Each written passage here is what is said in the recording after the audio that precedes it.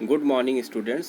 प्रकाशिकी के चैप्टर में आज हम लोग रेखीय आवर्धन और संपर्क में रखे लेंसों की संयुक्त फोकस दूरी और उनकी क्षमता के बारे में पढ़ेंगे। तो आइए शुरू करते हैं। रेखीय आवर्धन या लीनियर मैग्नीफिकेशन क्या होता है? तो लेंस द्वारा बने किसी वस्तु के प्रतिबिंब की लंबाई तथा स्वयं वस्तु की लंबाई के अनुपात को रेखीय आवर्धन कहते हैं। इसे m से प्रदर्शित करते हैं।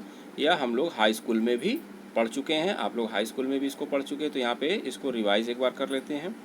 यहाँ पे एक रे डायग्राम दिया गया है। उत्तल लेंस द्वारा एक वस्तु का प्रतिबिंब, यहाँ पे देखिए वस्तु ओ डैश है जो 2f पर रखी हुई है।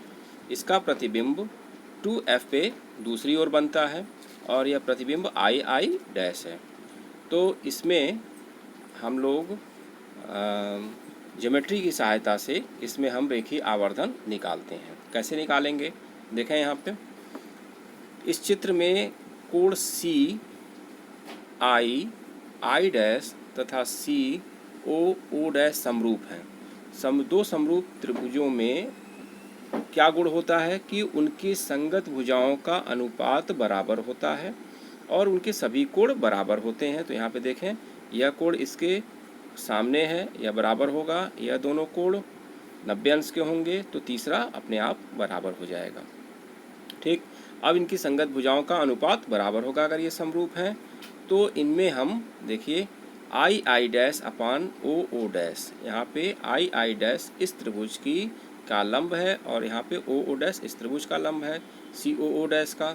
तो यह दोनों अनुपात यानी I dash upon O dash is equal to C I upon C O, यानी सी आई यह हो गया आधार इसका, यानी यह इसकी प्रतिबिंब की दूरी और यहाँ पे सी ओ वस्तु की दूरी।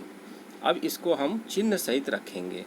तो आई डैश चूँकि प्रतिबिंब नीचे की ओर मुख्य अक्ष से नीचे की ओर है तो इसका यहाँ पे देखिए यह h1 है, इसकी हाइट को h2 माना गया है।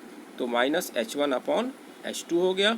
और सी आई वस्तु की दूरी प्रतिबिंब की दूरी है और यह प्रतिबिंब इधर की तरफ बन रहा है दाहिनी तरफ, यानी कि आपतित किरण की दिशा में नापी गई दूरी धनात्मक होती है। तो चिन्ह परिपाटी के अनुसार यह क्या हो जाएगा प्लस v हो जाएगा और वस्तु की दूरी हमेशा नेगेटिव होती है क्योंकि यह बाईं तरफ नापी जा रही है, यानी आपतित किरण की विपरीत दिशा में।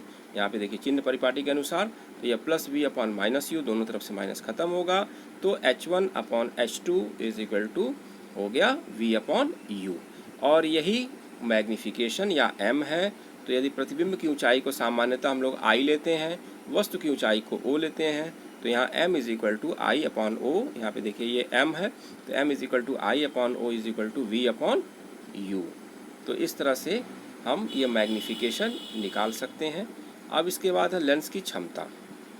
तो लेंस की क्षमता क्या होती है? तो एक पतले लेंस की क्षमता P फोकस दूरी f के प्रतिलोम यानी रेसिप्रोकल के बराबर होती है, यानी 1/f यह बताएगा पावर ऑफ ए लेंस, यानी कोई लेंस की क्षमता, जबकि फोकस दूरी मीटर में नापी जाती है। तो फोकस दूरी को अगर हम मीटर में नापते हैं तो 1/f यह लेंस की क्षमता या पावर बताता है और इसका मात्रक डायोप्टर होता है। इसे d से प्रदर्शित करते हैं। अगर फोकस दूरी सेंटीमीटर में है तो इसको हम इस तरह से कर लेते हैं 100/f सेंटीमीटर। तो इस तरह से हम पावर इसका निकाल लेते हैं। अब संपर्क में रखे दो लेंसों की संयुक्त फोकस दूरी क्या होगी, यानी combined focal length of two thin lenses in contact.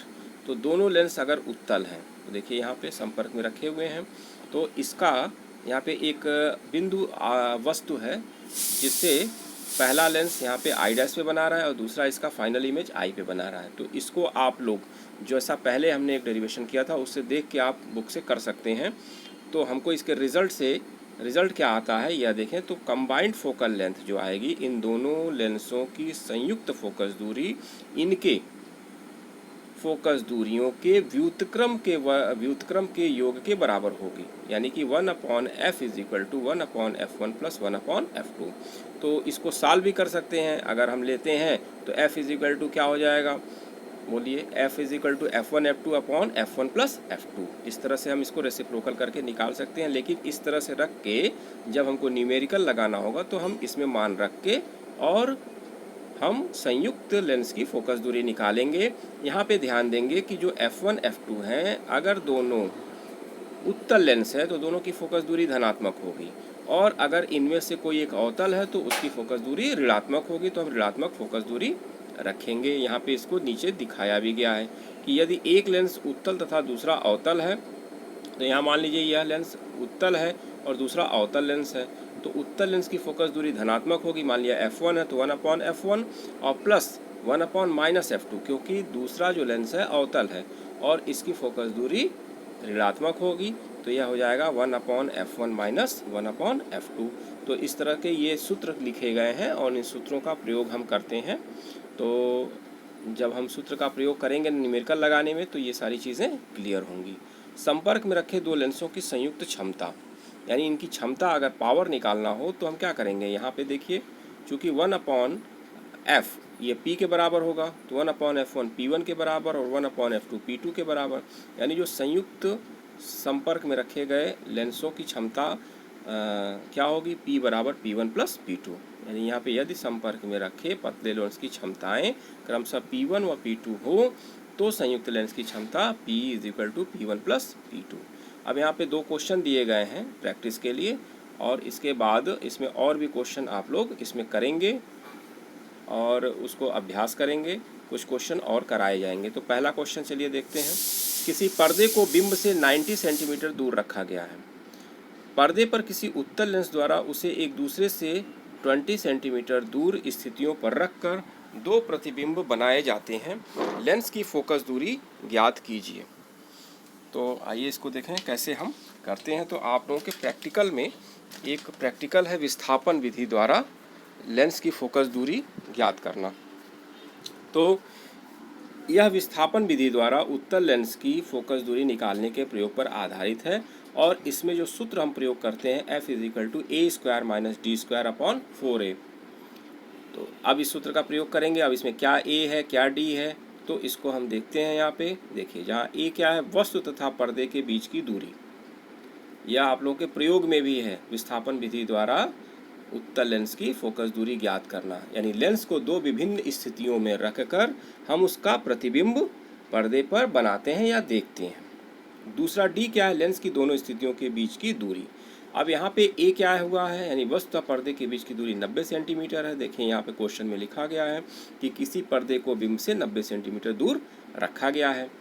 अब पर्दे पर किसी उत्तल लेंस द्वारा उसे एक दूसरे से 20 सेंटीमीटर दूर स्थितियों पर रखकर दो प्रतिबिंब बनाए जाते हैं पर्दे पर। तो लेंस की फोकस दूरी ज्ञात कीजिए। तो यहाँ पे इसके हिसाब से ए हो गया वस्तु तथा पर्दे के बीच की दूरी जो कि 90 सेंटीमीटर है। डी हो गया लेंस की दो स्थितियों के बीच की दूरी, यानी 20 सेंटीमीटर हो गया। तो एफ हो जाएगा 90² - 20² / 4 × 90। तो ये हो जाएगा, सॉल्व करेंगे 7700 / 4 × 90, और ये आ जाएगा 21.4 सेंटीमीटर, यानी जो फोकस दूरी है वह 21.4 या 21.4 सेंटीमीटर होगा। दूसरा एक क्वेश्चन है, इसको आइए देखते हैं। कांच के द्विउत्तल यानी बाई कॉन्वेक्स लेंस है, यानी दोनों तरफ की इसकी वक्रता त्रिज्याएं बराबर हैं। द्विउत्तल लेंस की प्रत्येक पृष्ठ की वक्रता त्रिज्या 32 सेंटीमीटर है, यानी प्रत्येक का R1 और R2 दोनों का मान 32 सेंटीमीटर है। जब लेंस को किसी पारदर्शी द्रव में डुबा दिया जाता है तो उसकी फोकस दूरी 104 सेंटीमीटर हो जाती है। तो लेंस की वायु में फोकस दूरी एवं द्रव का अपवर्तनांक ज्ञात कीजिए। कांच का वायु में अपवर्तनांक 1.5 है।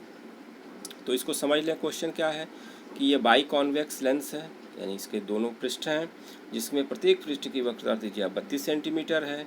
जब इसको हम किसी पारदर्शी द्रव में डुबा देते हैं लिक्विड में तो इसकी फोकस दूरी 104 सेंटीमीटर हो जाती है। तो लेंस की वायु में फोकस दूरी एवं द्रव का अपवर्तनांक हमको ज्ञात करना है। कांच का वायु में अपवर्तनांक 1.5 है।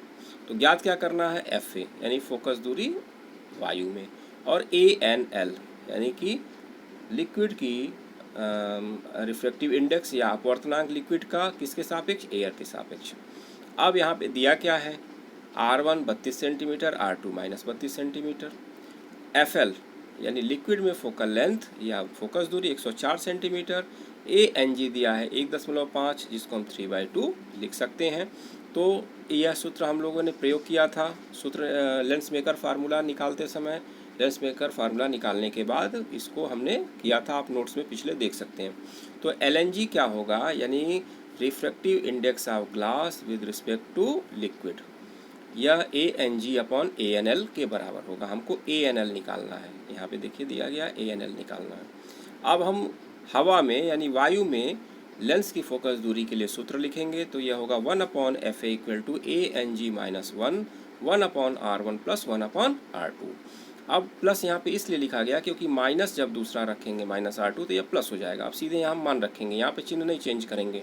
तो ANG का मान है 1.5, 3/2 -1 इक्वल टू 1/32 प्लस 1/32, यह आ जाएगा 1/2 इंटू 2/32, यह हो गया 1/32, या FA हो गया 32 सेंटीमीटर, 32 सेंटीमीटर। तो 32 सेंटीमीटर यह इसकी वायु में फोकस दूरी होगी। अब 1/FL यानी कि लिक्विड में फोकल लेंथ कितना होगा, LNG minus 1 equal to 1/R1 plus 1/R2। तो LNG, अब यहाँ पे देखिए लिक्विड में फोकस दूरी 104 सेंटीमीटर दिया गया है, तो इसका मान रखेंगे 1/104, और LNG माइनस 1, ठीक, 1/32 प्लस 1/32। अब यहाँ से हम यह हो जाएगा 2/32, इसको हम सॉल्व करेंगे, 32 यहाँ ऊपर जाएगा, 2 नीचे आएगा, सॉल्व करके निकालेंगे तो ये मिलेगा 2/13 या 2/13। अब LNG क्या हो जाएगा, 1 प्लस 2/13, या -1 इधर आके प्लस हो गया, तो यह हो जाएगा 15/13। अब देखिए यहाँ पे हमने जो पहले सूत्र लिखा था LNG equal to ANG upon ANL, यहाँ पे मान रखेंगे LNG, यानी ANL equal to ANG upon LNG। ANG का मान है 3/2, LNG का मान निकाले हैं 15/13 या 15/13, तो यह 3/2 यह ऊपर चला जाएगा 13/15, और इसको सॉल्व करेंगे तो 13/10 या 1.3 हमको इसका रिफ्रैक्टिव इंडेक्स मिल जाएगा, किसका, लिक्विड का। तो यानी जो द्रव है उसका वायु के सापेक्ष अपवर्तनांक 1.3 है, और वायु में फोकस दूरी यह हमारा FA इज इक्वल टू हो जाएगा 32 सेंटीमीटर, और द्रव का अपवर्तनांक ANL है 1.3 सेंटीमीटर। तो इस तरह से हम इसमें जो है जो दिए गए हैं पहले जो पैरामीटर्स उनको लिख लेंगे, जो ज्ञात करना है उनको लिख लेंगे, फिर सूत्र लिखेंगे, उन सूत्र का सही तरीके से प्रयोग करके हम और क्वेश्चन इसमें कर सकते हैं। अब इसमें एक सूचना है कि इस हफ्ते में लास्ट में या सोमवार तक आप लोगों का एक टेस्ट दिया जाएगा। तो टेस्ट का प्रारूप कैसा होगा, उसके क्वेश्चन कैसे होंगे, और उनमें कौन से चैप्टर आएंगे, यह ग्रुप में बता दिया जाएगा। तब तक आप लोग अपनी तैयारी करते रहें। धन्यवाद, आज के लिए इतना ही।